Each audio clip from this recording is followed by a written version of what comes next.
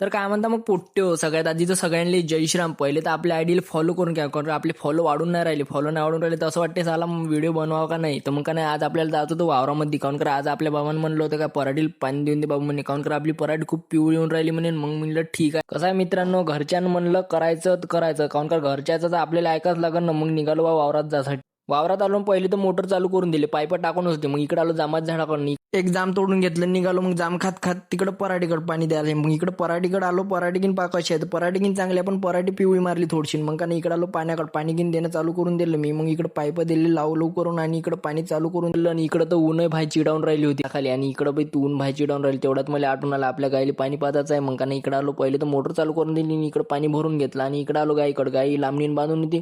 मग काय आलो तिला सोडाले. आता थांबा कॅमेरा बंद करतो, थोडासा सोडून घेतो. मग इकडे दिली गाय सोडून, आणि मग इकडे कारवडे बी सोडायच्या होत्या. मग कारवडी सोडून दिले आणि पाणी पाजून दिले. तस मग आपल्या विहिरीतलं पाणी खतम झालं होतं. मग मला आता जायला लागते आपल्याला घरी. आता विहिरीतलं पीत पाणी खतम झालं तर निघालो बा मग घराकडे जायसाठी. चला मग आजच्यासाठी एवढंच. तर व्हिडिओ आवडला असेल तर फॉलो करून घ्या, नाही आवडला असेल तरी पण फॉलो करून घ्या. चला मग भेट.